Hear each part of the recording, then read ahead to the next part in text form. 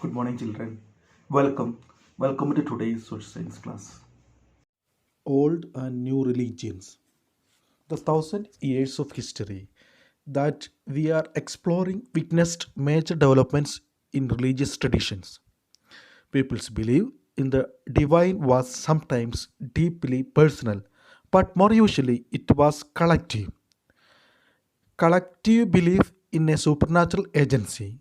Religion was often closely connected with the social and economic organization of local communities.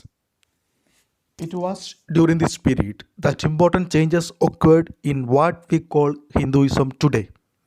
These included the worship of new deities, the construction of temples by royalty, and the growing importance of Brahmanas, the priests as dominant groups in society.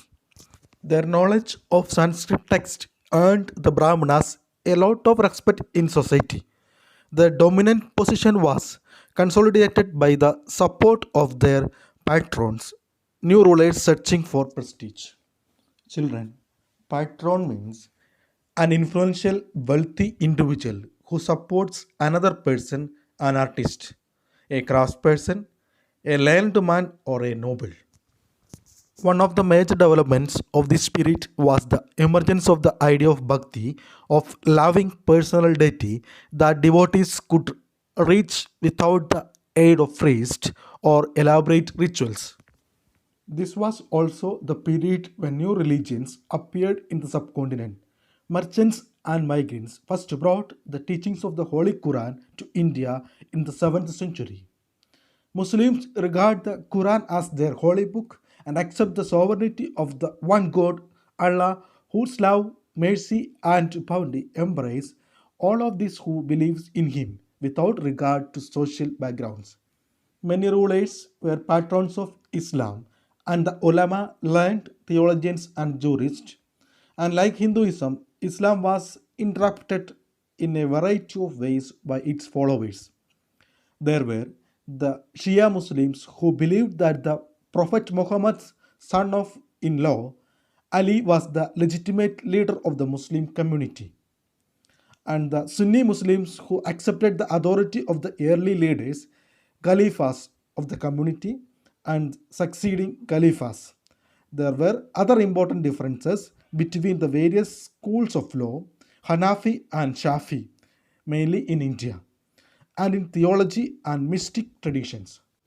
Thinking about time and historical periods. In the middle of the 19th century, British historians divide the history of India into three periods: Hindu, Muslim, and British. This division was based on the idea that the religion of rulers was the only important historical change and that there were no other significant developments in the economy, society, or culture. Such as division also ignored the rich diversity of the subcontinent. Okay, children, let us wind up this class and we can wind up this chapter also because almost all the important points we discussed. We discussed from this chapter tracing changes through 1,000 years, the period 700 to 1750, and about terminologies and languages. About the terminologies and languages we discussed, and about the historians and their sources, and about the paper and how scribes copied manuscripts. Then clearing of forest, and through that jadis or subcaste emerged, and rules and regulations of jadis also we discussed and studied, and about the jadi panchayat also. Then regions and empire, different languages in different regions emerged, and Sanskrit became the important language, and that was used by the Brahmins and higher caste.